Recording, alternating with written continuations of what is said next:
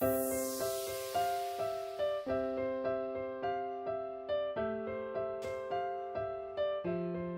guys, welcome back to the channel. Now I know this is not reefing related because this channel is based on reefing, but just a little taste of how I make my pork spare ribs.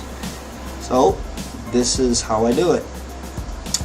I already took out the membrane of the rack, and these are the 4 seasonings, which is honey, because I love honey, and Southern hickory, that's a new spice for me, but I'm trying it out. Adobo, because I'm Spanish, and applesauce with cinnamon in it.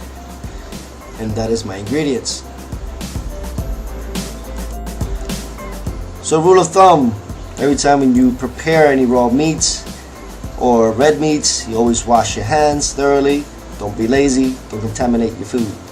So this is me applying one of my favorite ingredients, which is honey, because I love honey on my ribs and my pork shoulders. Sometimes I put it on hamburgers, depends on the mood I got. But this is me just smearing it. Make sure that it's a nice, even, thin coat. Don't want too much, just thin coat. And I do that, apply the same thing, rinse and repeat, both sides.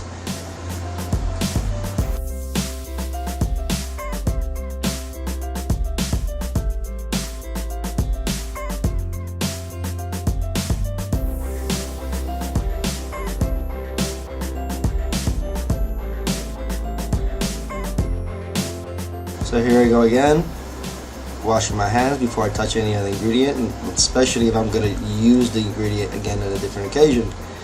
So here I am applying applesauce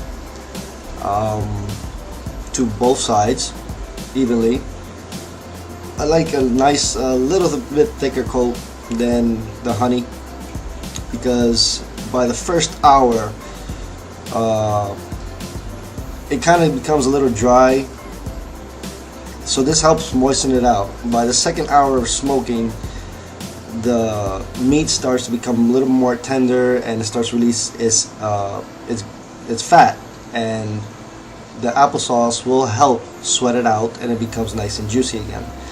That's what I've noticed throughout the years that I've been smoking.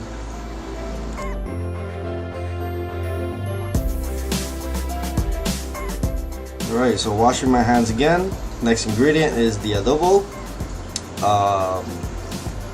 I kind of like this adobo now. I didn't like it before, but for grilling it's perfect.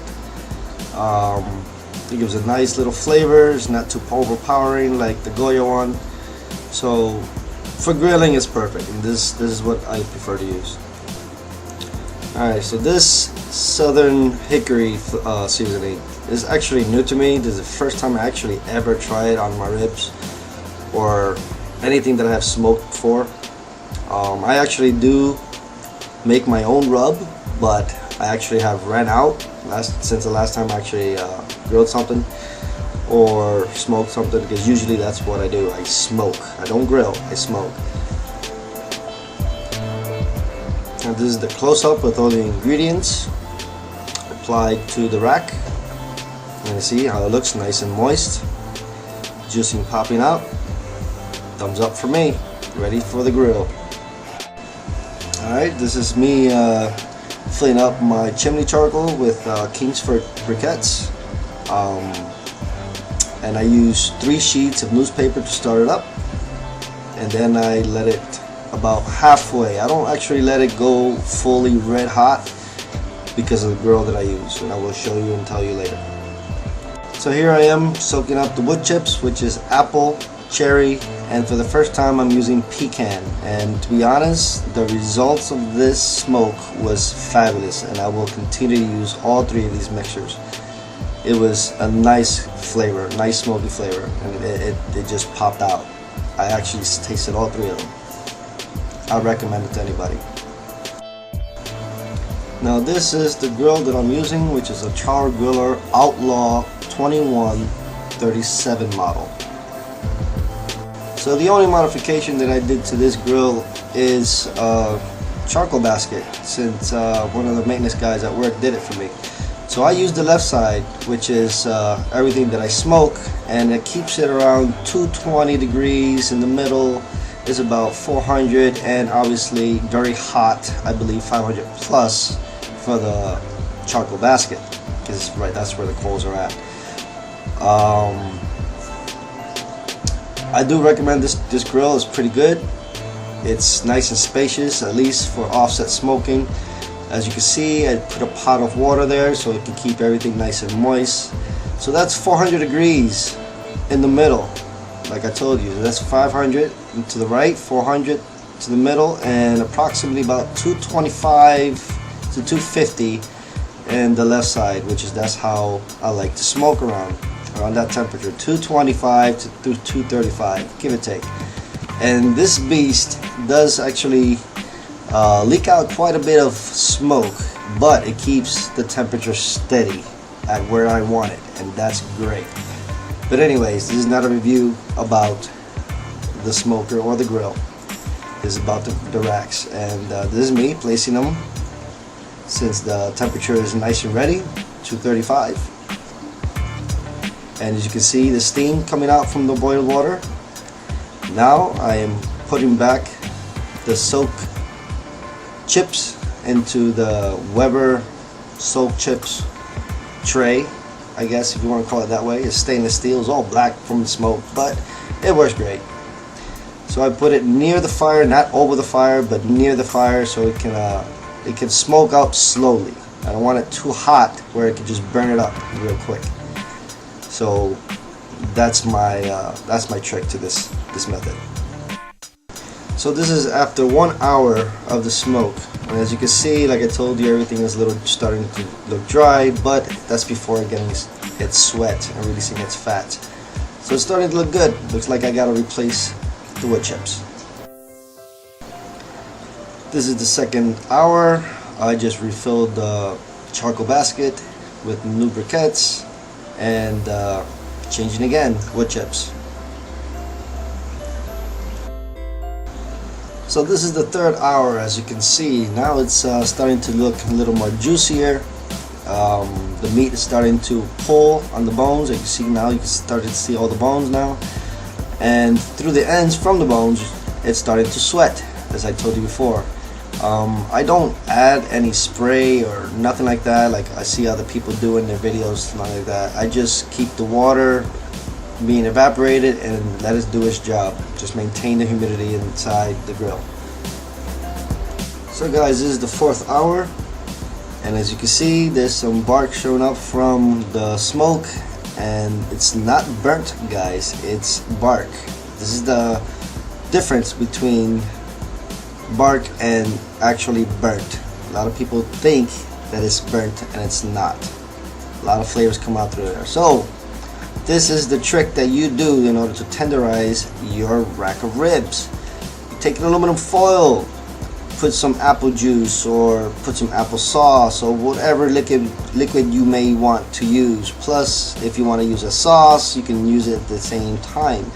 What this is going to do is just going to tenderize your rack of ribs really soft, and then also at the same time the meat is going to pull more from the bones, and it's going to make it real soft, real, like the bones just literally fall off.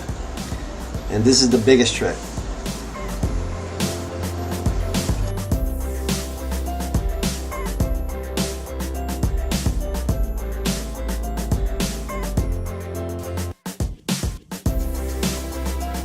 Alright guys, so once you use the ingredients that you will apply in order to tenderize your rack of ribs, you will cover it, try to seal it as much as you can.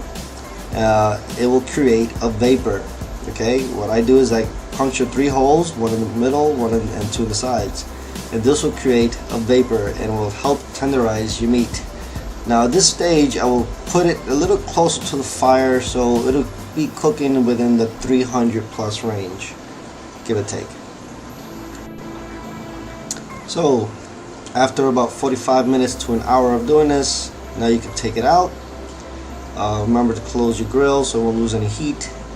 And do this very carefully, guys, because when you open this, there's going to be a lot of steam coming at you and coming at you fast. So it can be dangerous. It can burn you. It can burn your face.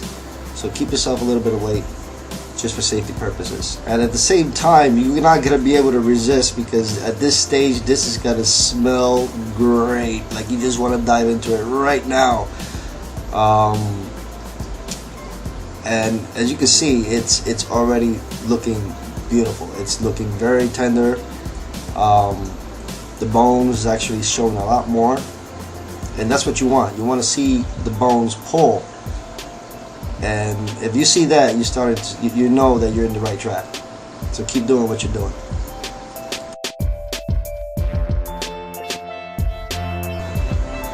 Okay guys, you're almost there. So it's about 4 hours and 45 minutes smoking your rack of ribs at 225 to 235, give or take. You know, you got to put it back for about another half hour or so it can finish tenderization of the rack of ribs. Now, what do you want to do with this? Throw it out? Hell no. This is actually your sauce. This is the final touch. So you save this. Save it, save it, save it. That's yum yums. Not only that it has the applesauce and the barbecue sauce, you also get to get some of the flavor, well, a lot of the flavor from your rack of ribs itself. So it's all there. That is your secret too. Save it. And it's nice and thick, as you can see. It's nice and thick. Dude, that's great. Don't lose this.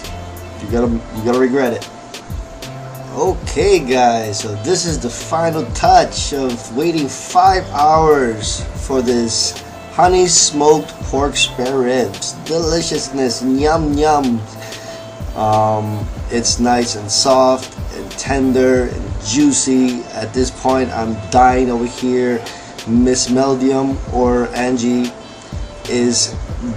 she's going crazy at this point. She's saying, "Give me my ribs," like a tigress. And at this point, as you can see, as I'm trying to take that piece of rib out, and the bone just fell out clean.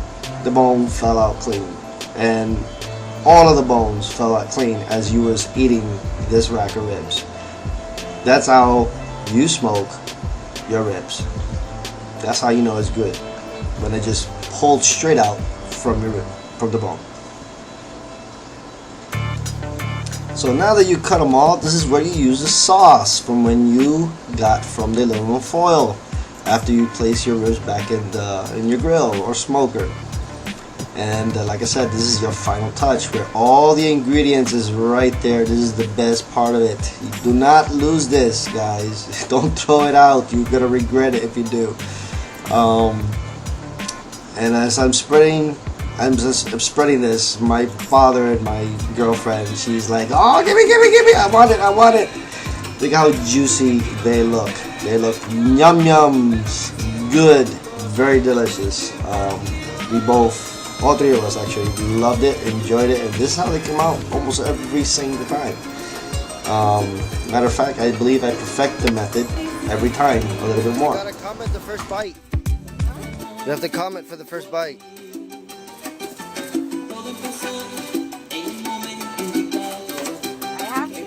Yes. Yes. Look at them. Look at them. Look at them. Look at them. How are the ribs, Daddy? They're good. Delicious. Finger-licking good. This is how we do in the Rodriguez house. And Meldium's house. See you later, guys. Peace out. I hope you enjoy your food, because I sure did love making them. Right? Yes. Baby's gonna be happy. Yes.